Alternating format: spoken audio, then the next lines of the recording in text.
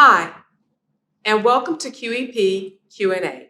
I am Patrice Williams Shuford, Quality Enhancement Plan Director here at Northwest Florida State College, and today I have in the studio with me Professor Anne Borella. Welcome. Hi, nice to be here. Happy to have you. So I want to talk about field experiences. I know you did a very cool thing with your class not too long ago, took them for an on-campus field experience, and we'll get into that. But first, I'd just like for you to share with the viewers the department where you teach and what courses you teach. All right, well, I work in the Humanities Fine and Performing Arts department, and right now I'm teaching Intro to Humanities, and it's the best job ever. I get to talk about all my favorite things, and people come and listen to me talk about my favorite things, and then when they get into it, it makes it even better. Good. Do you teach that course exclusively, or do you have any others that you teach? Right now, that's what I teach exclusively, but I am qualified to also teach philosophy and ethics and film. Very nice. So just teaching that one gives you an opportunity to fully concentrate on the things that you do in each of those sections, right? Yeah, I get to talk about everything. Okay, good. So what are some of the things you do in your HUM 1020 Intro to Humanities class to engage the students? Well, I think part of it is just that this is from feedback from them, is that I get so excited about everything that it kind of gets them excited about it. And so I try to invite discussion as often as possible, whether it's just through spur of the moment, like, oh, why don't we stop and talk about this? Or if I have something planned, like, let's look at this Renaissance piece and tell me what the characteristics are. Where do you see these things? What do you think is going on? So I don't have any one particular thing that I stick with.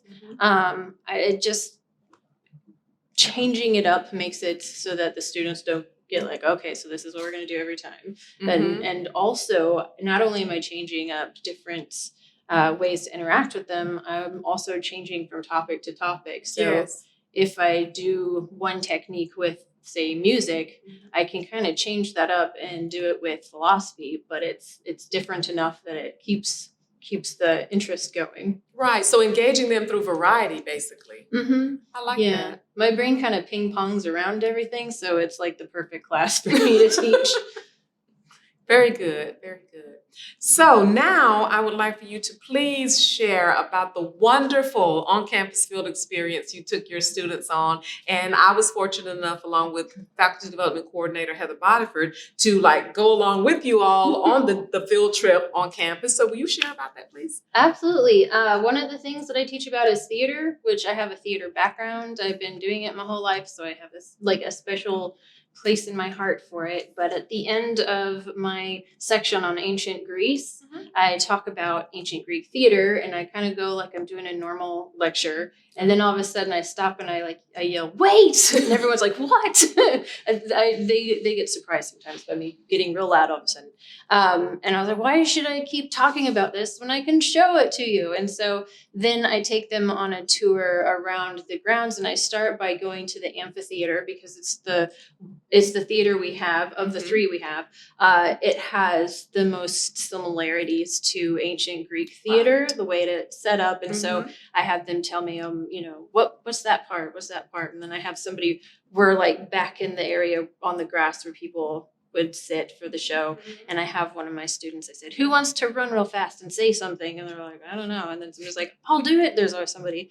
And then they'll run up onto the amphitheater and I'll say, now just talk normal. At a normal level, and because acoustics is a big thing in Greek theater, so I'm like, let's see how we do in modern amphitheaters, and they think that's really neat. And then we walk around, and we met up with Darla, who is one of our theater instructors, and she is a working actress that also works at the college, and she's been doing it for a real long time. So actually, a couple months prior, we had started coming up with ideas for this collaboration. So I'm like, we have really amazing facilities. Why am I not showing the students this? And then I'm like, I also have really amazing coworkers who have knowledge. Why don't I bring that in? And so we've been coming up with ideas for collaboration. And then I brought them over there, and she was there, and she shared information on the main stage and reiterated some of the stuff that I said in class, because it's also helpful to have the students see, oh, Professor Borella said this, and now, oh, hey, Validates she it. said this. And I'm like, Right. oh, she, like, okay, and then after that, we went to the Black Box Sprint Theater and did some interactive games where everybody got to participate. And it was really easy. We just stood in a circle and threw stuffed animals around at each other and had to catch it and say our name, say the person's name who threw it to us, and then throw it to somebody else and say our name, so that we can just see all these bears and stuffed animals flying all over the place, but everyone's catching them and throwing it, and it helps people realize how to be spatially aware, but also focusing on something at the same time, remembering names. And if two bears collide in the middle of the air, it's fine. You just pick it up and keep going. And it's kind of like life lessons of sometimes things are going to happen and you just got to keep going. I love that.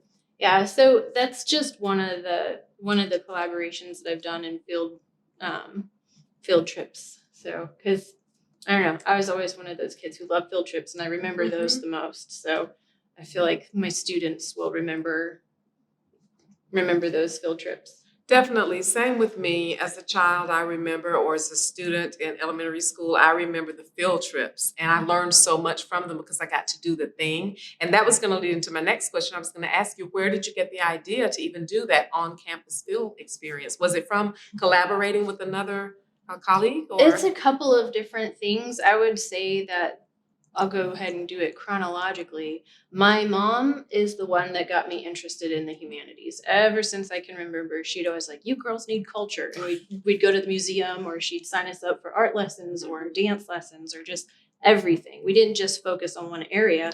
She had us doing exactly what I'm doing now, ping-ponging around from different things and having experiences from all those. So when I look back on my childhood, my mom, who was in education for 30 years, she just really instilled this love of experiences in me.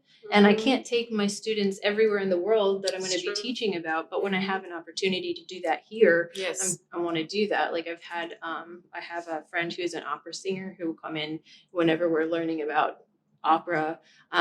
There's one particular field experience that it was the first one I did, and I got this from Dr. David Simmons. He does it, and I was like, can I do that? And he's like, yes. And so what it is it's coming up after spring break, so I'm super excited. It's my favorite one. During the Romantic era, the Romantic poets were all about nature. So what he does is has Poetry Day.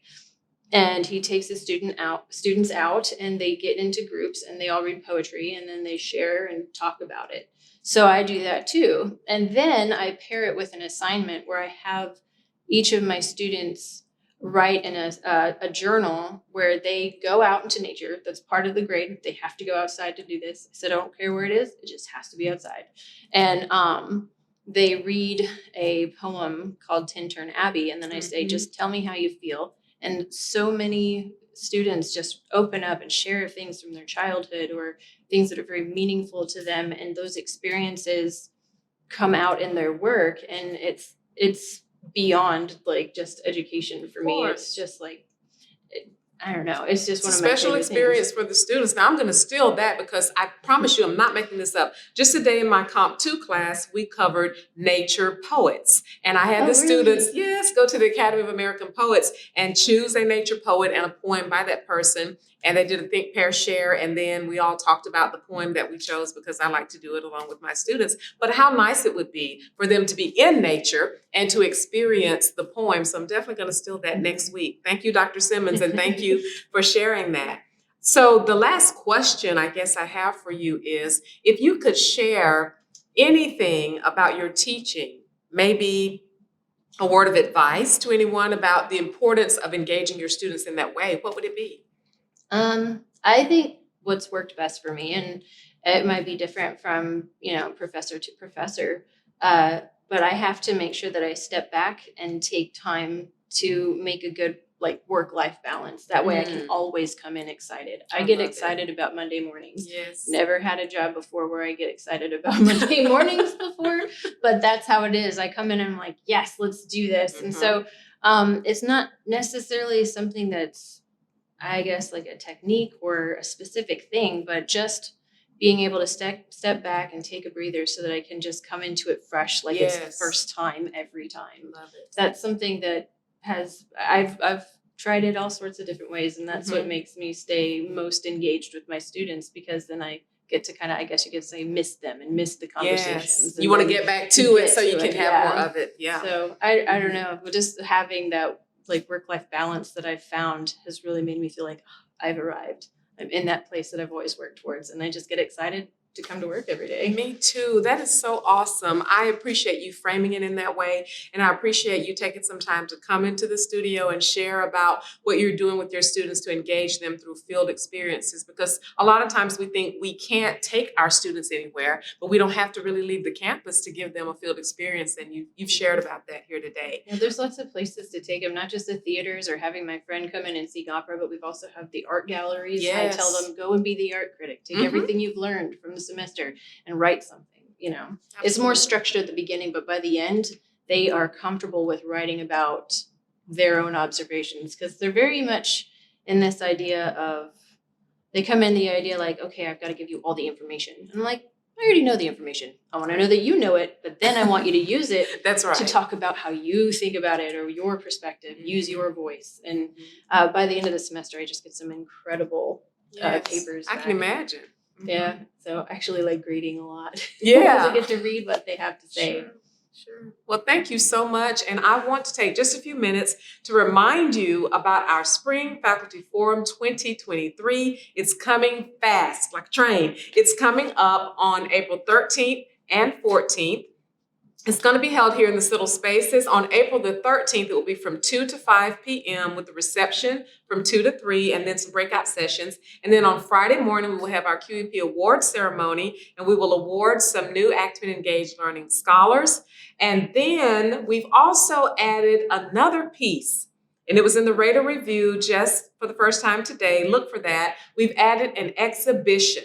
Our faculty have done things outside of the classroom, research, scholarly work. We wanted to provide them with an opportunity to showcase that, to share that with colleagues. So at our Spring Faculty Forum, we're going to have an exhibition of works, of research. So look for the link to apply to present in terms of an exhibition proposal, not necessarily a presentation like you would think of it. And the deadline for that is April the 7th. The deadline for proposing to present is March 17th. If this video is after that, you can catch us for the Fall Faculty Forum.